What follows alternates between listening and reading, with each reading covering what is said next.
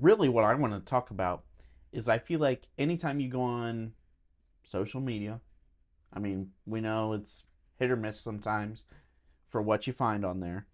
But it seems like everybody is pretty much copying Nashville boards now. At least my feed. Like, everyone's got an ODR, everyone's got an RC, an EQ, usually a light speed. Yeah. And then other than that, it's kind of random. But those are usually, I guess, the drives. A lot of Brigadiers. A lot of Brigadiers. Yeah. Is it... So I know it's kind of cool to recreate the record, right? That's kind of a cool thing. Yep. A lot of sounds from those pedals create records. So I do get that. But is it boring for us, like, guitar players to keep rehashing the same thing? Like, when you see someone have an ODR or a Lightspeed, whatever, are you like, oh, it's that again? Because I'm starting to get that way. Like, are the sounds great? Yes. I'm not denying that they're not great. But, like, it's kind of getting to the point where I'm like, yeah, everybody's just rehashing the same thing. So I kind of have two sides of it for me. So, yeah, I see and feel the same way sometimes. Whenever I look at boards, I'm like, oh, it's another ODR and Lightspeed and RC booster. And they've got an EQ, they've got some type of compressor, whatever. And I'm like, meh, it's just another one. But then the other side of my brain starts turning on. It's like, well, those pedals are working for a reason. Right. And every time I hear somebody play through those, not every time, most of the time when I hear people play through those, they don't sound like the other guy that just played through it.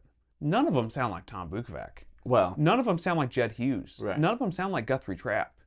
I think those pedals are finding their way on a lot of boards because they've been proven to work well in a ton of scenarios. And also the other side of it is, what amp are they going into?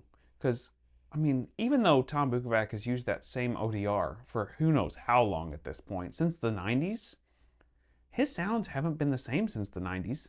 His sounds are radically different, you know? So they're tweakable. What amp you go into, what guitar you're going into, it totally changes the game. Is it a little bit boring sometimes? Yes.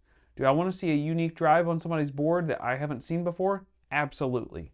But do I understand why there's so many people going with at least one or the other? The other one to talk about, I guess, is the Mostortion. Okay. That's a big Nashville one. And it seems like people are in kind of two different camps. You're either a Mostortion player or you're an ODR player.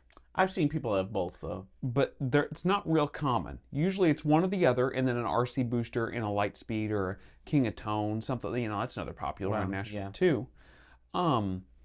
But I think it's kind of boring, but it's a way that those pedals have made a name for themselves to where you can kind of speak your own sound into them to some degree. Yeah. I think they're a pretty wide palette. They are, and they are amp-like, so it's kind of hard to say, like, they're going to pigeonhole into a sound. And 20, 30 years ago, we'd be saying, aren't you kind of bored seeing all these pedal boards looking like session musicians? It's a bunch of Tube Screamers or Maxon versions of Tube Screamers or whatever. Right. We'd be saying the same thing then. I mean, you need to know, I guess. We do use ODRs. Yeah. You're about to see this next segment, right? We're going to go into that. But yep. So it's not that we're against it. It's just more or less I've been thinking about it. Like, I do it too. The pedal game, I do it too. But the pedal game is starting to get a little stale. Yeah. You know what I mean? Like, it's no longer like, oh, that guy has a Klon? Wow, that's unique, because everyone has Klon copies. Yeah. And there's that whole John Mayer camp too, where there's a pile of guys with a Klon, a Blues Breaker, and a TS10 style pedal on their board, and a Katana. Like, there's that style player out there too. We're not in the circles of seeing that in our feed as much because we love and respect John Mayer. But that's not like the style of pedalboard and the style of stuff that really lends itself to our playing and what we're doing live. Yeah, it's just not really feasible for what we do. Yeah.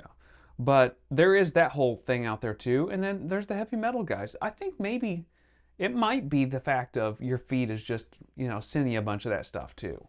Maybe, but like, regardless, I think you got to point out, there are probably, you talked about the John Mayer thing, the Nashville thing. You know, maybe it's a whole different topic, but like, there's 5 different styles that almost everybody copies.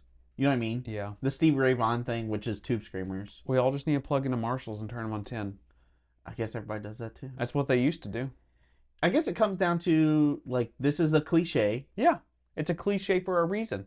And we've talked about that. We have, and we need to talk more about that because there is a reason why these things are cliches. There's a reason why an ODR and a light speed is on so many people's boards, just like a Klon and a Tube Screamer, just like. But does it make you less interested in, like, seeing what people are using? No, it doesn't.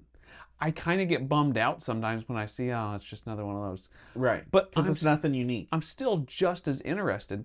It actually, what it ends up doing is it leads me to more questions. Leads me to like, okay, so he's got a light speed and an ODR. Cool. I love those two. What's he plugging into those things? You know, what's he putting those into amp-wise? What guitars? Well, that's because you kind of have a general idea of what they do. Yeah, I know generally what they do, give or take. You know, and a lot of times those guys will have like one kind of off-the-wall pedal. They'll have that Scarab Deluxe fuzz that Rob McNally loves. Tom Bukovac loves using Rats and things like that. Jed Hughes loves using a Clark Gainster. We were just talking about that. You know, so they will have like some odd and ends kind of things that are unique to them.